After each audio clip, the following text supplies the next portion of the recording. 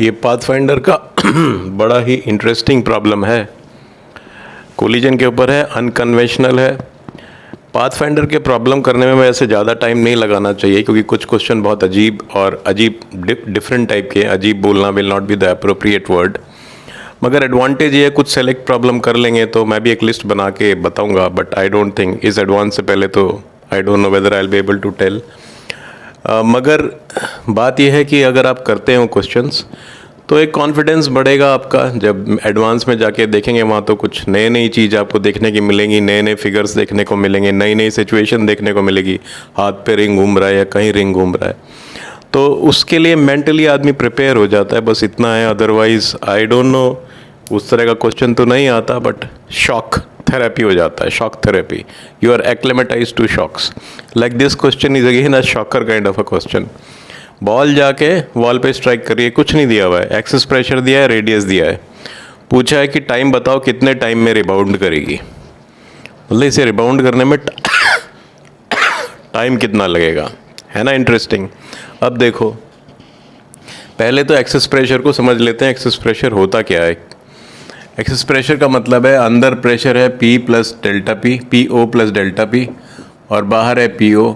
और इस access pressure को इसकी मेम्ब्रेन में जो टेंशन है उसने होल्ड किया हुआ, जैसे सोप बबल को करता है। तो उस टेंशन निकालने की हमें वो ज़रूरत नहीं है, उस टेंशन की टेंशन करना हमारा काम नहीं है।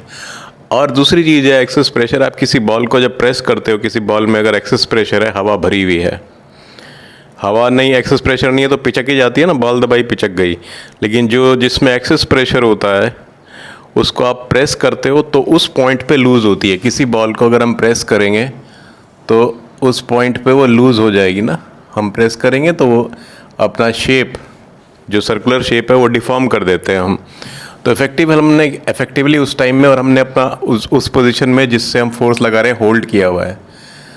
तो जो F है वो होता है डेल्टा P के बराबर इनटू दिस एरिया, जो डिफॉर्मेशन का एरिया है। बस यही कंसेप्ट लगा के, थोड़ा सिंपल हार्मोनिक मोशन का कंसेप्ट लगा के इस प्रॉब्लम को करने का कोशिश करते हैं। ये क्यों आया? ये इसलिए आया, यहाँ P प्लस डेल्टा P है, यहाँ P0 है बाहर, ये एरिया A है। दोनों साइड का फोर्स देखिए, P0 plus delta P into A is equal to F plus यहाँ पे आपका P0 तो लग ही रहा है, इंटू A, एटमॉस्फेरिक प्रेशर तो है ही वहाँ पे। सो F is delta P into A। So excess pressure का मतलब ये है कि जो आपने फोर्स लगाया है वो डेल्टा P इंटू एरिया, जो एरिया आपने डिफॉर्म किया। अब हम इस प्रॉब्लम को देखते हैं। बॉल आ रही है तो एक तो रेफरेंस मान लेते हैं, यहाँ पे बेटर रहता है। ये रेफरेंस का डिस्टेंस इस वॉल से तो चेंज नहीं करेगा।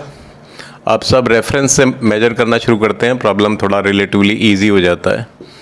ये डिस्टेंस y ले लेते हैं, और ये जो बॉल जो डिफॉर्म हुई है, ये वाला पार्ट, मैं इसको रब कर देता हूँ सो दैट मैं उस पार्ट को अच्छी तरह दिखा पाऊँ। ये अगर वॉल नहीं होती तो बॉल ऐसे जा रही होती। तो ये पार्ट जो है, ये डिस्टेंस जो है, डिफॉर्मेशन का डिस्टेंस t है, यहाँ से यहाँ तक रेडियस r है, ये डिफॉर्म्ड एरिया है, ये r है, और ये है डिस्टेंस r माइनस टी। ये वाला डिस्टेंस है r माइनस टी, और ये y है। सो y plus r minus T is constant. ये तो दोनों डिस्टेंस चेंज नहीं हो रहे, वॉल भी फिक्स है, रेफरेंस भी फिक्स है।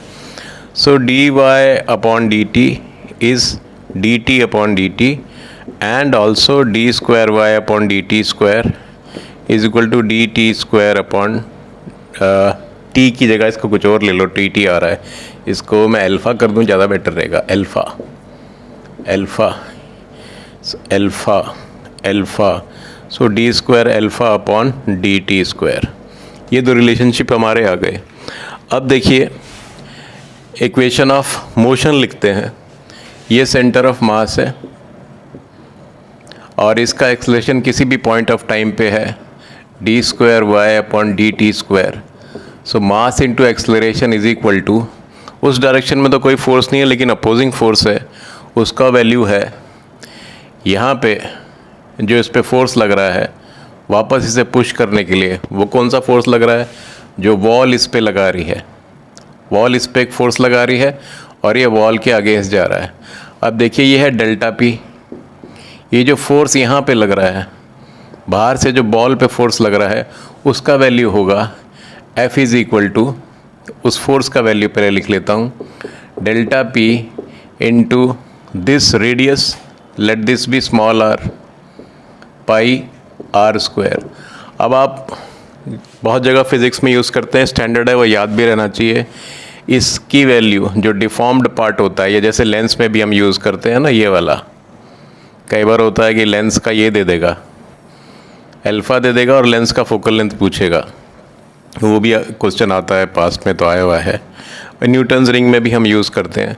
तो इसका जो वैल्यू होता है, ये वाला जो आर जो वैल्यू होता है, R is twice R alpha, आप करके देख लीजिए ट्रिग्नोमेट्री से, R square is equal to this R square plus R minus R whole square. R is very this R minus alpha, sorry not R, alpha is very small as compare to R. तो इसको जब solve करते हैं, R square is equal to R square plus R square minus twice alpha R plus alpha square. So this gets cancelled, alpha square is very small, हट गया। So R square की value है, not R square is equal to twice alpha R. So pi R square, ये R square था, गलती से मैंने R लिख दिया। F is equal to delta P pi R square is twice R alpha. ये मेरा इक्वेशन आ गया। अब देखिए और कोई फोर्सेस लग रहे हैं इस बॉल पे, बॉल इक्विलिब्रियम में नहीं है। मैं ये नहीं कह रहा हूँ कि इस फोर्स ने बॉल को बैलेंस किया हुआ, ये फोर्स बॉल को अपोज कर रहा है। दीवार पे इतना फोर्स लगा रहा है, दीवार इस पे इतना फोर्स लगा रही है। जो फोर्स बाहर से लगता है जब भी उसको चेंज करता है उसका शेप, तो मैंने बताया एक्सेस प्रेशर को एरिया से मल्टीप्लाई करते हैं। So M D square Y, equilibrium में तो नहीं है, ये रिटार्डेशन हो रहा है एक्चुअली इसमें, पर हम लिखेंगे एक्सेलरेशन के टर्म्स में लिखेंगे, अपने आप आंसर आएगा। फोर्स इसको अपोज कर रहा है वो है minus delta P pi twice R alpha. अब ये देखिए अल्फ़ा को मैं रिप्लेस कर सकता हूँ, वाई को जो अल्फ़ा के टर्म्स में लिख सकता हूँ, M D square alpha upon D T square is equal to minus delta P pi twice R. M इधर ले आइए, नहीं भी लाएंगे तो भी चलेगा शुरू में, सिर्फ वो दूसरा इक्वेशन लिखने के लिए। ये देखिए अब ये एक इक्वेशन है, पार्टली ये सिंपल हार्मोनिक मोशन वाला पैटर्न आ रहा है जिसमें acceleration is proportional to the negative of the distance, और दिस ये जब रिलेशनशिप आता है, ये नेगेटिव के साथ जब ये लिंक होता है तो वो सिंपल हार्मोनिक मोशन वाला फॉर्म आ जाता है। तो वो जो होगा सिंपल हार्मोनिक मोशन, ऐसे नहीं है कि बॉल यहाँ पे वाइब्रेट करती रहेगी, लेकिन एक particular part of the motion will follow that law, subsequently it will rebound, but when it is not, till such time it is moving forward and moving backwards, it will follow a pattern of simple harmonic motion where you can have time period. So omega की value है delta p pi twice r upon m under root, ये omega की value है। अब चाहे तो और इसमें फर्दर एक्सरसाइज कर सकते हैं, मैं इसका इक्वेशन लिखता हूँ। इसको, इस वाले टर्म को मैं सीधा हमेशा ऐसी इक्वेशन में, इनफैक्ट ये वाला टर्म जो है किसी को भी ले सकता हूँ, बात रिजल्ट एक ही आएगा। इसी टर्म को ले लीजिए, आप सीधा लिख दीजिए minus delta P pi twice R upon M into alpha is equal to A sine omega T plus B cos omega T. Simple method है ये क्वेश्चन करने के लिए। अल्फ़ा भी रख सकते हैं, ये भी रख सकते हैं, अपने आप ए और बी की वैल्यू उसी हिसाब से आ जाएंगी। ये रखना इजी है कि कुछ आपको एज इट इज़ जो भी था, यहाँ से भी मैं कर सकता था, इससे भी कर सकता हूँ, अपने आप रिजल्ट एडजस्ट हो जाएगा। अब at when t is equal to 0, जब ये टाइम 0 था तो बॉल तो यहाँ पे थी, स्टार्ट की t0 से स्टार्ट हुआ और डिफॉर्मेशन स्टार्ट हुआ। t0 पे alpha is 0, so b will be 0 because t0 पे ये तो हट ही गया टर्म, ये b हो गया क्यों cos 0 is 1, b is equal to this and alpha is 0 is 0, so my b is 0, equation comes like this. So now what is the value of alpha when t, what is the value of alpha dot when t is 0? So minus delta p pi twice r upon m alpha dot is equal to a omega cos omega t. Alpha dot की value क्या है? Alpha dot is same as D Y upon D T, and D Y upon D T at T is equal to 0 पे you था. ये velocity और दिया हुआ है, ये यू से स्ट्राइक करता है. हाँ, ये टर्म और दिया हुआ है, यू से स्ट्राइक करता है. सो टी 0 पे यू है, उसके बाद तो वेरिएबल है. So this is you.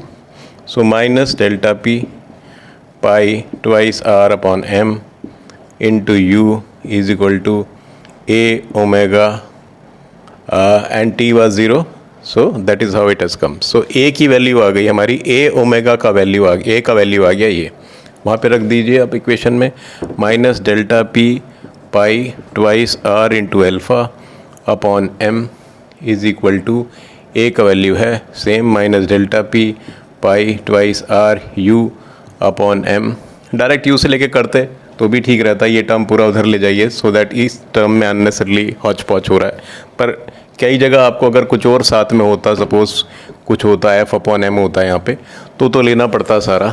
तो एफ अपॉन एम भी यहाँ लिख के इक्वेशन लिखते, इसीलिए मैं ये वाला मेथड बता रहा हूँ क्योंकि कुछ सिचुएशन में ये मेथड रिलेटिवली ईजी पड़ता है. सिंपल टर्म हो तो बेटर हो कि आप एल्फ़ा को ही लिखिए, अननेसरी ये टर्म्स आपको डिस्टर्ब करेंगे नहीं, तो जैसे अभी कर रहे हैं. तो इसमें जो वैल्यू था नीचे ये ओमेगा से डिवाइड हो गया और इनटू ओमेगा से फिर से मल्टीप्लाई हो गया.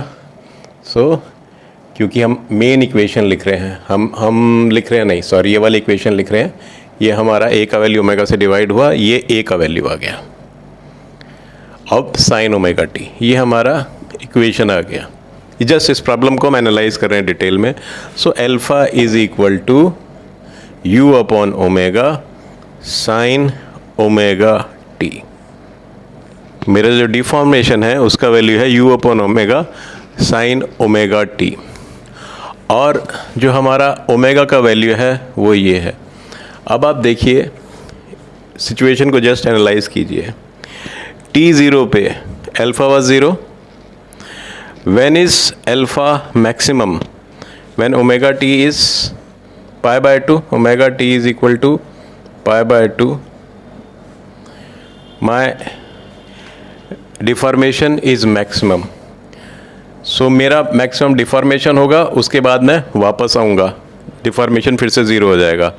सो हमारा जो टाइम है वो है पाई बाय ट्वाइस ओमेगा, ये हाफ टाइम है, इंटू 2. सो हमारा टोटल टाइम है टी डैश है पाई अपॉन ओमेगा. वैसे भी कर सकते थे, omega is twice pi upon T, T is twice pi upon omega, and time period यहाँ पे आधा है क्योंकि पूरा टाइम पीरियड होता है. ये हाफ सिंपल हार्मोनिक मोशन कर रहा है, इधर गया वापस आया, पूरा मोशन होगा, इधर भी आया इधर भी आया. ये वाला पार्ट तो करेगा ही नहीं. हर एक वाला t/4 होता है, गया t/4 आया t/4, इधर t/4 इधर t/4, ये वाला पार्ट तो कट गया यहाँ पे. सो ये है जनरली t/2 होता है, तो t/2 होगा पाई बाय ओमेगा, ऐसे निकालो तो भी पाई बाय ओमेगा. सो हमारा जो टाइम जिसमें वापस आएगा, टाइम आंसर है पाई बाय ओमेगा, और ओमेगा का वैल्यू है delta P pi twice R root M. So time हो गया हमारा m root pi into delta P into twice R, हमारा